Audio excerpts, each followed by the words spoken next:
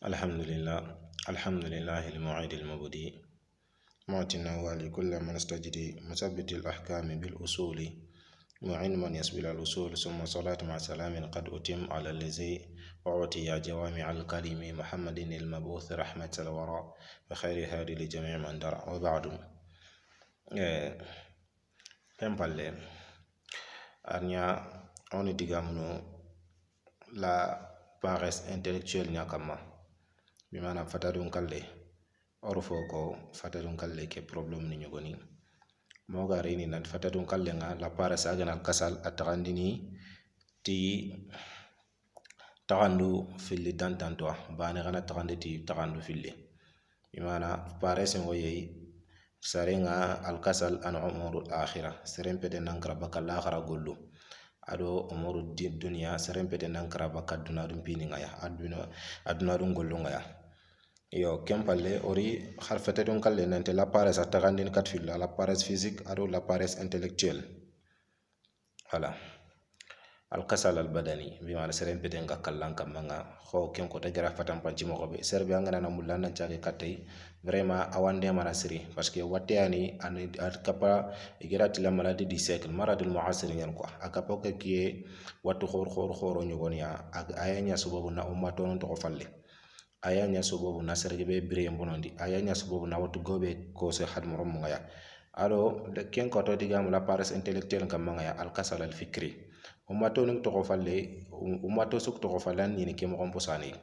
mo garini kubeni message ñogoni bene garini aro ko khirin du bene garini katto kubeni ngemo kon ko modanga ya gelli tullabo ni nga ayen étudiant nga ya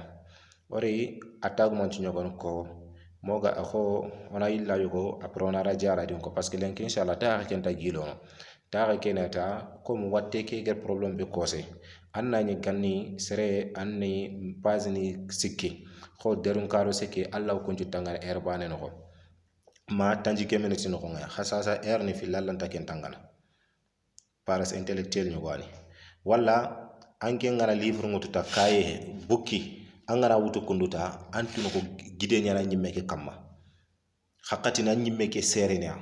hakati ni mankara haknan pete ke khoto nan kamma antuno ko serebe problem khoro nga kamma ota wonyana shaytanu ke kuntu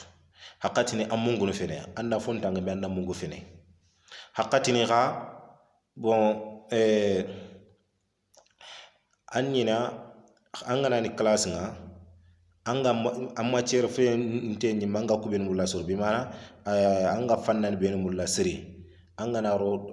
classe no nga legeri nga am kharanga na professeur ke warbo kharam mo ko anga na wartam butu ko ankutin khagaran classe ke no kompete kan kallan kam to ko sakaba ngia kam ngata an to ko sakaba ya kam megana trindi an kenyi mara expliquer ni kebe ganga anga kle ke aran ta tampina anga kle ke aran ta fo har nan ci mey makko nan tampina ta mulla nan ci mey a problème ñoga fay ke kundu wala angana tangana mungu fene ma anna fontanga ya nyimme nga ya khagana ga devoir nga gene ikhtibar nga katinga ya ka iger swal langure nga tanto tanga ke be safan anto tanga ke be imme ko anna siman nasime mo ko mo kantrin akhan kagaron class ngani dono na'uz billah atag man ci ñoga na fay ke ganni serge be mathématique machallah khor ya diatini aforante ñen siri khasasa mo ente ant killenyi ma wala na expliquer na mo ko xanta killen Allah yo keta serbe gamlina tagma chukututa anna dang anna ta o ta ko do danginte ke maybe o description ke rono o lien ke rono description ke wuro ke kundu kudo angana mulan na jage kate bawno awande man akhi ke lagana ni sara na nyaga nga anna to problem ke be yallum ko kamanga itrindi manne ni engrais doublé manne na niveau nga ya agyanka bi mana mustawa nga bi manne nga mustawa nga agyanka kana le himama katta rajaat himamun ko kundu manne hammin ko kundu courage be gananga ya ag sage falle anni na foge be paresse intellectuelle yani sasa umma hadiga men gilondi oti awsobo bawu nyana khaqatin shaytanu aw nyana koroti nasal na'uz billah igana ro hadmere menga kudo na a déranger kan gaba kem mo puso yimman kram puso ngar mere mel lagana wala nyi me kenan qini wala nyi me kan ciustu fan wala pete ke kallan kam awaten ngi khase tan ngi araw setan ko kundunya araw nyana yaxe araw nyan korote Allah ganno tangal laga Allah ganno kisi o ka kiye ke be sa sonti ki sire oga kiye kebe sasa onti kisire gans ma har mo ko khonnente xiya sasa len cirem palle yo xa allah wo se safandana allah wo se safandana serebe kebe gal linganda deberi saketina hakkomo nya toro nalla komo nya toro serebe kenya gal linganda ngaya adeberi annanta hu annanda la fay korotin dano be nek dangan kane gella gana nyang modin talbe nya gana nga walla ngate le kat serenya nan tana serenya buna nanke cerebe ga debe nan nya ya khara wanya nya yugo daga na fay alle gere nga nya na mo be innahu la yuflihu adh-dhalimun alla la dunya nan tagilli soro man meni igere fer nya tukunce tan khabar ko du wandro mun nam magatere ikunni me rambane romo filitre khiro mun garni kita di mabe akenya gare bi gar golla ke debe alla ra watte jambe yarum mun khere ngarante khigana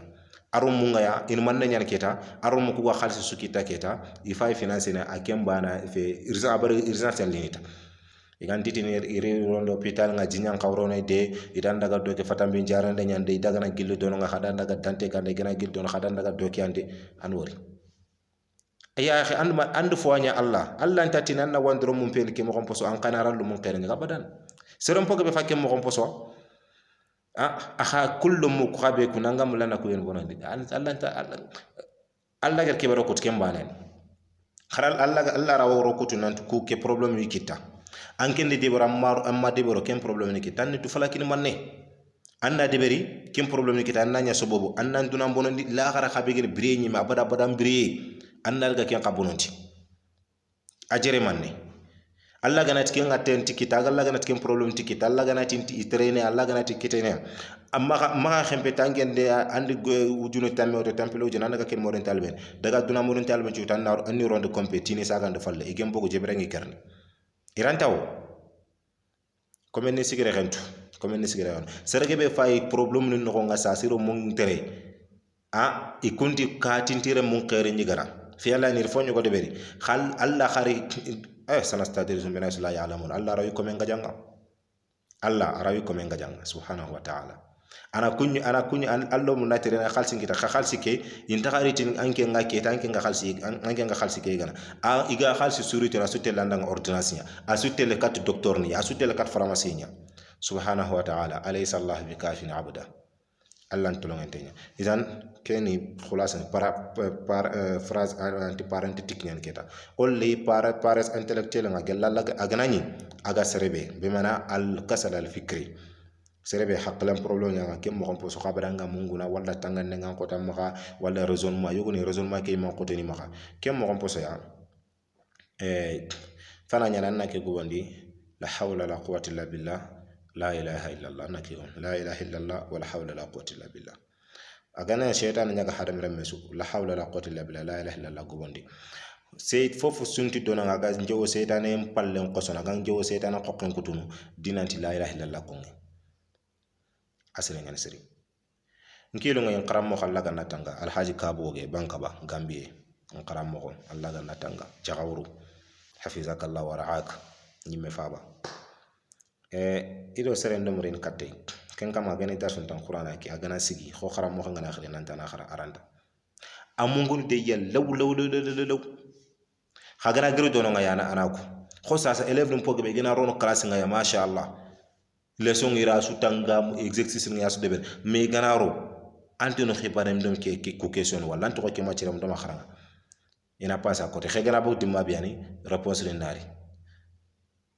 ijabati nga as-sahiha tatra ala aqlihi nkramo arjaratu sunna jarandenya ken kama ngari na qur'ana tanga sasa fa kharawnyo tahfizin ya sasa jaran ke ko fayki la hawla la quwwata illa billah la hawla wala quwwata illa billah la ilaha illallah anna ille odom digamno la hawla la quwwata illa billah faida ben ngay nanti problem ti agranta jaran odom digamna kam nga taxu filli anna ille katte soro nyan nan test xafunga ba problem de couple nyalang ba ren xibare nyalang ba na kaytin xibaren ba yagaran xibaran ba kinen xibaran ba sterilité nyan ba geni broka ho nyan ba soro nyambara nga ba nan test xafunga ba ando encore terena ba jaxam problem nyan ba kesu kundu tawa jaran or kunju ko dono yan la hawla la quwwata illa billah la ilaha illallah aro suratul baqara annani amga akharanga farenti sallallahu alaihi wasallam اقرأ سورة البقرة فإن أخذها بركة وتركها حسرة ولا تستطيعها بطلة ولا تستطيعها البطلة. فارنت خر سورة البقرة خرا سورة البقرة رغان سربي أنغنا سورة البقرة أتنغان نغا بريكي نيان نتغو دونو يا نمسي ينفو خوري نيان perdi en pokhore nyen awa koroten dano iranta bakara da wallahi koroten dano jinnan cugana rabala kota sanga bakara kharanga irantanda tauhid fo sen ngam ma suratul baqara kharanga lelle kiye walla kota sang kharanga irantanda farandi gamenya fage musliman hadise ke fillah wala tastati hal batala rawin tubalaga anna batala ay sahara koroten dano iranti bakara da setan gu gaban petenga mere mo bakara kyani nkaram mo ido soro niren katte ya banka ba kanka walla ganna tanga yogoni wallahi kubene daga no qir wori kubene khar serbe gam khara dono agana nya anga daga no koy filand wori yogoni ganari imur kon to nyani siono man me iranti trainer igu khoro yogoni siono man me iranti trainer me nari ni ma sane ga bakara ke kharangiya sasa kunya fa ke golyanga do fe Europe ni anani nar kara ina fe ni ina ili trendini or sorongoria ino khoni problem nyanniya setan ngino khoni bonondin khinari na khariya ko riro muncara nke mersere ngori amur khwa ira mur khonte nyalli khay kharange yima san bakara ke kharange masane tanyo ko ngada ga dakaro ndagom kille nga yati abare ke sasa ke sukba fana so tel corne se ga tel sport dono bakara kharange ngasire nyen yogo rawtino danga ay keranta bakara tanganati ikema khara iranta tangana walla iranta kharanga yimme yona tanyanga terenkana portable ni ngam maha abada musique terenke théâtre fayu film fayu kun ya khi kunna na fana monne peut-être ara nyana problème gebe fangan kunda nyeni setanu nyani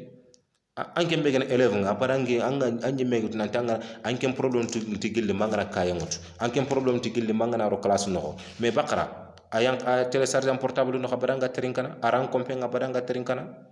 ma ya khare gella gana ngat nan tallu nga kem problème aniya pro ay ti portable ngi la bakara rina terinka an kompenga bakara ma khamanka nga don suratul baqara ha aro suratul suratul baqara di khaytu ayani angna dangal fatiha ayani sura fana be garini qur'an ha طيب ado suratu safat na nyabaranga kharanga ado anga kharanga jianga minni surat safatinati le ranze français kan le ranze aya fagemme sura 37e bi mana sura tanjikiro sura nyerundi angana dangi yasin angana ne kan wori aya fa dono kiyani qaram mo khallaga na tangala kaba wogi aganga ba kuben hakalam problem ngene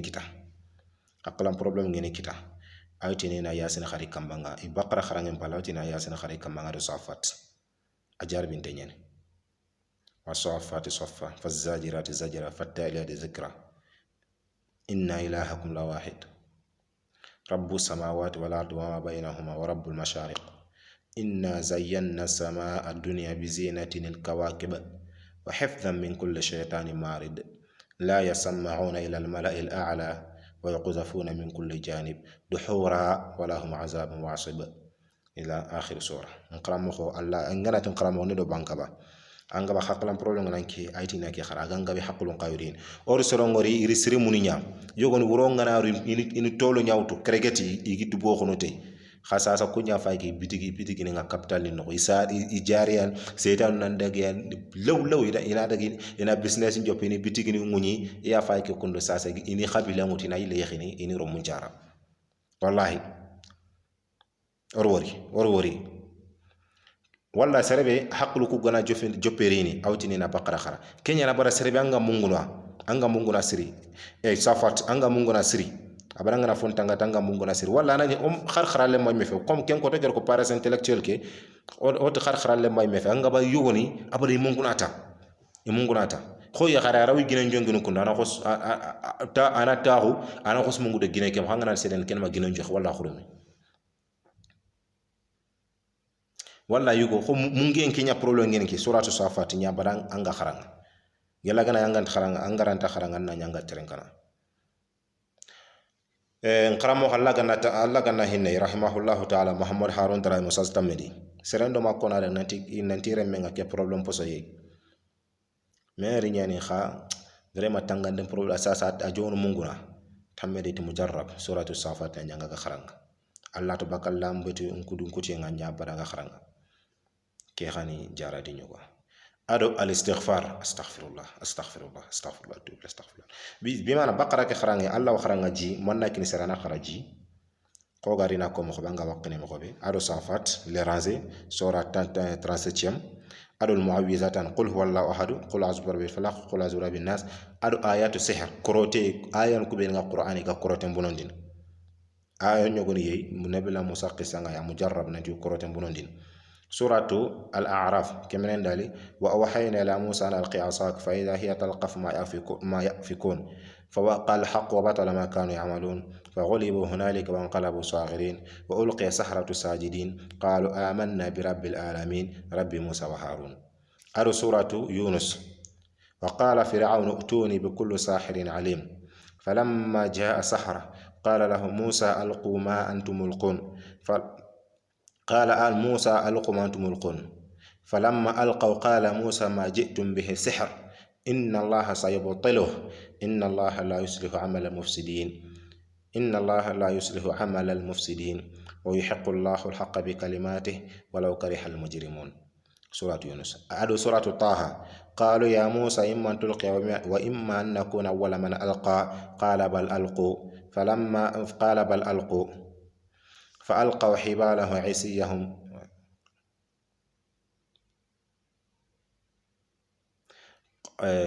طيب فلما قال بل ألقوا فلما طيب آية كوريريني يا قالوا يا موسى أن تلقي ومن نكون أول من ألقى قال بل ألقوا فلما ألقوا سحروا أعين كان أعرف خلينا أكاد يخيل من سحر أنها تسعى فوجس في نفس خيفة موسى قلنا لا تخف إنك أنت الأعلى المهم أود أن آية كي كندو أكو استحضار نغايا دون نكو خخرا أدو بقرا نكو جي أنا رو كوبونغايا ولا جيران كولين أبدا أن فوكا بانغ مني أن فادر موتو أن تبي أن رو جيكي أن مني أن وانقني الله دو ين كام بيتو دان تانتو كروتي كواتلي الله دو ين كام بيتو دان تانتو ngela ganani seytanu anya kurota wanya seytanu nya be gampete ke kudu na mungu ndia wala kudu na raison manya baga maha wala kudu na ngakle nya flin kaba me gamli na pete nya kiran karango ngaba la du ngama watelle ngela ganani nya ngrante kharangan na kini sere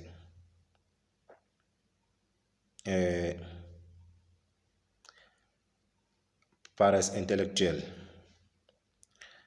ken ko to diga makama serebe kudo ke gananya mahanga ya ojo kutte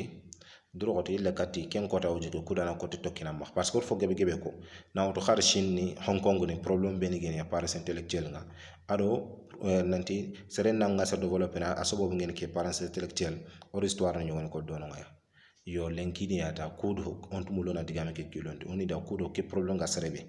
eleve nya gana nga bawono oga kiyege bonti kisire kharwori haqqati ni shaytanu ngi rono solo ngi gana kharal logoye yowri ne gemeti kinci gamo gemeti kinci gan jambia me arawnya hanu murum ko gani oga kiyebe ki seref arawnya hanu murum ko gani serbe gana janga angar ku ilajum poso de ruqyam poso ko deberi hanu murum kun taka to kanda nga kum paketa siringa de Allah ta fimu gonten tun xang fo gabe ken tun hanu murum ko jikuninde yono mo konto demandin den motivation nyani ku do gana ni digamu ku yogoni ona ku yogon xako parce que oni digamu golle nya problème golle nanti alla ger sobobu no bene ko nanti serenga sobobu ni tamis kenya nar jirankin harmeremme sobobu bana islamin do kafir nya ko fumanten ke ngaya oni digamu kenya kama mo gare ni pares ke khibare nga gini al kasal ke khibare ngaya awti après sobobu no kutam beni nim tamun ku beni anani islamin bana khalleni angana kendi ber sallallahu wan kallen kin ngaya or ken qajo paha lazim ora ke ko quoi parce que on a kienya sasa élève no bien go ko khille élève no bien ga message na qayno ya kharin kara yogon kara na ko problème ko ngoda ngaya agebe nyen o tini danga ya indro hotin tin totwano allah ko te ngoni wara o ko kebe ke kondo xamele istighfar an ko astaghfirullah astaghfirullah wa atubu ilay la hawla la quwwata illa billah la ilaha illallah ke kunna dor ke amburte seytani la ilaha illallah konge ay amburte seytani an seytani ken qosona ana fera bonondin qur'ana kharange baqara anda nyanga kharanga mang teren kana suratu safat le ranze agemme surat 37e nya fa ado yasin su karne man dalinga nando yasin su kharaji man su teren ka dome ado qul huwa allahu ahad qul azbir fala qul azbir bin nas ado ayatul kursi ayat al kursi serbe angana ayatul kursi kharanga nan saqa setane nga sere malaka na nyana tangana setane rat lakananga sere ngana ni korote nya gana nga badanga ayatul kursi kharanga se korote ka bunna setane nya gana nga nani korote firi be khanga kundu walla khanu yenya setane ngana nya su nan to anga ayatul kursi terin kana walla nga kharanga su ay worna ayatul kursi khan baqara no ko ka konya na ko ugata na baqara su khara kenya no geti anna baqara su khara izan bono odom digamu seytane xibare ngo gene digamu kuyu buru xibare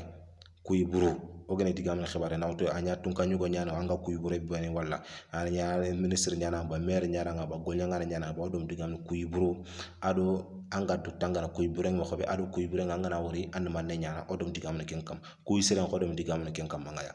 les ma kharaw jillen kat ko ngojo khaso khano ku ben nga o jon ko transfer khani tirndi ina ku nyogo ko khay kat khay ku do gala gana ken khaga serban na ken qatu parce que ku krote ngana nga attaque man ci nyoga nga ba aw nyana ku yin quoi wala seydanu ngana nga inshallah digamen tagilo no ke anetina akhini ndema pares intellectuel nga aga be jare ne mo khobe ya o dina kam fofo so to do nga subhana rabbika rabbil izzati amma yasifun wa salamun ala al mursalin walhamdulillahi rabbil alamin